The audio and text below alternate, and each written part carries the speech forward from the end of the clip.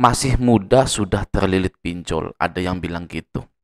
Ya, sepertinya usia itu menjadi tolak ukur bahwa pantas atau tidaknya kita ini terlilit hutang gitu ya. Sedangkan dunia ini sudah berbeda dari dulu.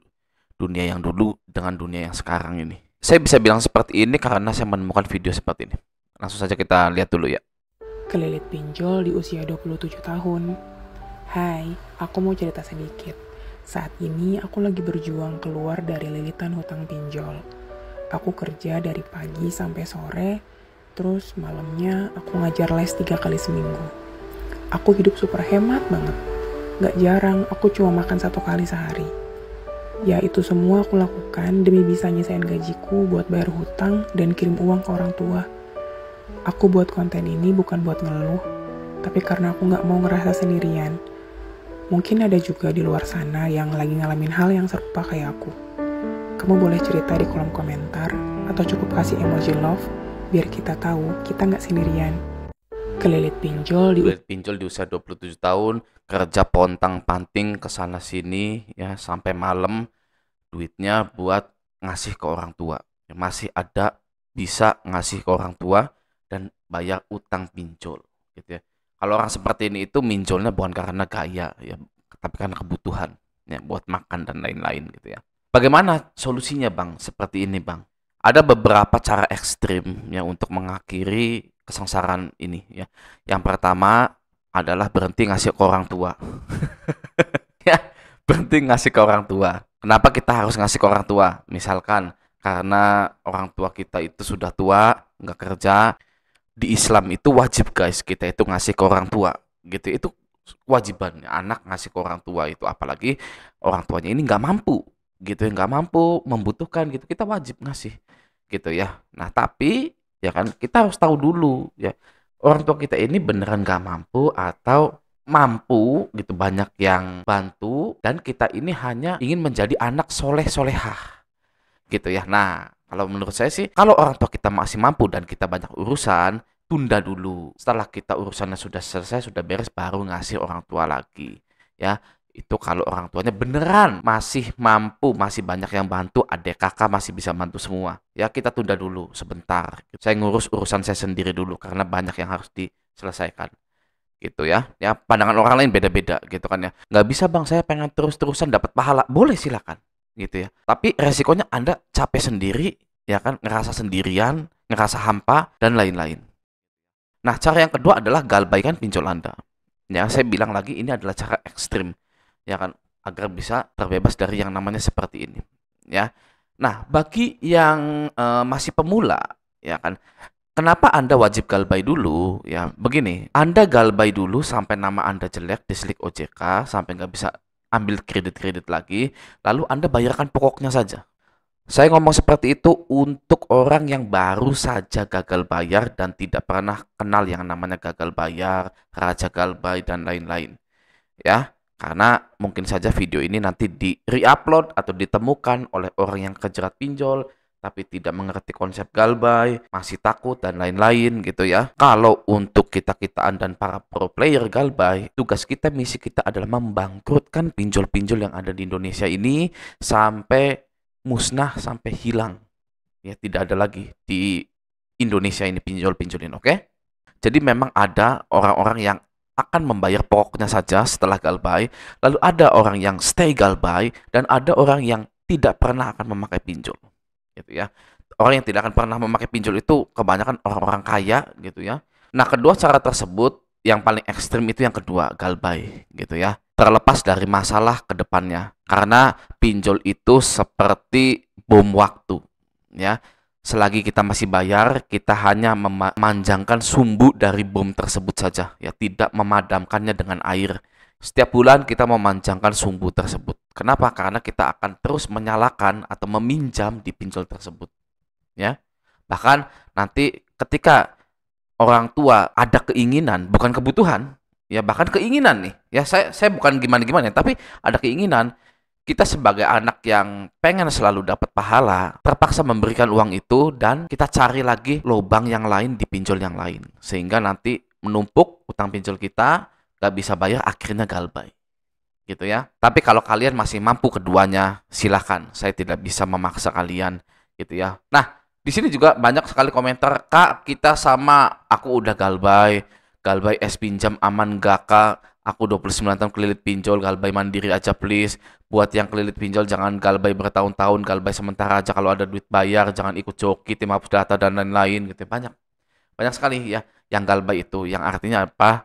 Yang artinya adalah kita ini tidak sendirian, guys. Semua orang galbay. Kenapa? Karena pemerintah. Kenapa kok? Karena pemerintah kita galbay, karena pemerintah mengizinkan pinjol-pinjol ini beredar di Indonesia, gitu ya. Mengizinkan sesuatu yang berbahaya beredar di Indonesia bisa dipakai orang dari umur 18 tahun, ya. Masa iya Bang pinjol berbahaya? Nggak mungkin lah pinjol itu berbahaya. Ya, kalau ada yang ngomong kayak gitu, mending Anda jauhi saja orang seperti itu karena dia itu menutup matanya, guys ya. Itu cocok jadi buzzer kalau orang-orang seperti itu, ya. Hebat jadi buzzernya itu. Nih, akan saya buktikan bahwa pinjol itu bahaya. Nih di sini ya. Ini ada kami, ya. Ada kami di halaman pertamanya ini ya. Dia itu sudah disclaimer duluan. Disclaimer, hati-hati transaksi ini beresiko tinggi. Anda dapat saja mengalami kerugian atau kehilangan uang. Jangan berutang jika tidak memiliki kemampuan membayar. Pertimbangan secara bijak sebelum bertransaksi. Jadi resikonya sangat tinggi sekali, guys. Ya, bahaya. Beresiko tinggi. Itu seperti PLN. Anda jangan mendekat, ini resikonya tinggi. Lalu waspada penipuan, hati-hati pada website yang mengatasnamakan ada kami. Ada kami tidak pernah meminta kamu mentransfer balik dana pinjaman tunai via email atau SMS dengan alasan apapun. Gitu ya, udah mah resiko bahaya, beresiko tinggi, bisa kehilangan uang, kerugian, plus ada penipuannya lagi. Gitu ya. Jadi dari manapun bahaya. Ini tidak hanya di ada kami saja. Misalkan kita coba di Kredit Pintar gitu ya. Kita klik Kredit Pintar. Nah, di sini ya tuh.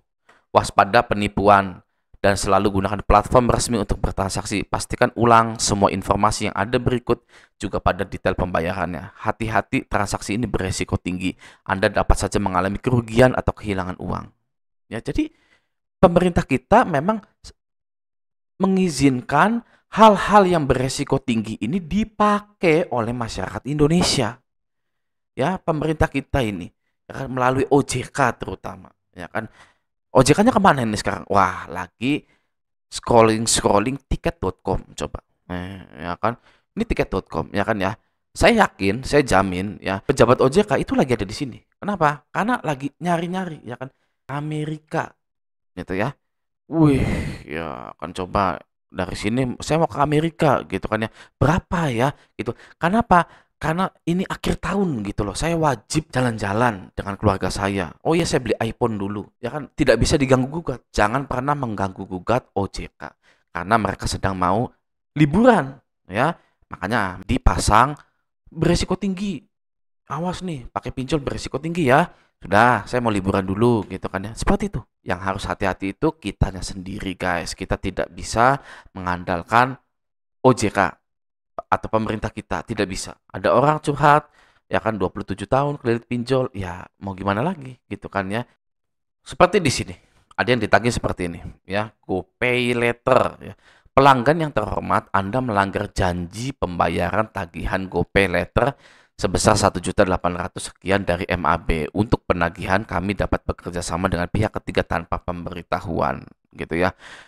Nah, ini adalah penagihan biasa umum yang lucu, guys. Kenapa? Karena di sini untuk penagihan kami dapat bekerja sama dengan pihak ketiga tanpa pemberitahuan.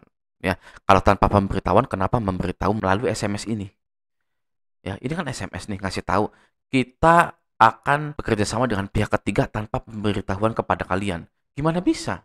Ya kan? Mereka sudah mengumumkan akan bekerja sama dengan pihak ketiga, tapi di sininya bekerja sama dengan pihak ketiga tanpa pemberitahuan. Nah, itu adalah jurus-jurus ancaman dari pinjol-pinjol tersebut. Ya kan? Kalau orang yang nggak ngerti, ya kan, atau baru galbay, itu, waduh, pihak ketiga tanpa pemberitahuan. Waduh, saya gimana nih nantinya, gitu kan ya. Padahal kalau dari kalimatnya ya, kok bisa sembunyi-sembunyi tapi info-info rahasia tapi kok diumumkan gitu di mading sekolahan ya. Jadi jangan dipercaya, sudah ya, hapus saja. Oke, ada lagi ini ya, suhu-suhu galbayer pasti tahu dengan tokoh ini. Ini adalah tokoh yang sangat-sangat legendaris sekali di dunia perpinjolan gitu kan ya. Di sini sampai dia bilang para suhu pasti hafal dengan wajah ini. Ya saya pun apal. Namanya adalah Bapak Markus. Ya, ini adalah legenda yang sangat banyak sekali jasanya dalam dunia pinjol, terutama di penagihannya. Ya, kenapa jasanya sangat banyak sekali? Karena foto ini adalah foto yang sering dipakai, foto profil para DC DCWA yang untuk menakut-nakuti Anda. Gitu ya. Ternyata di sini ada yang bilang si Albert orang Pesing Jakarta Barat itu, gitu ya.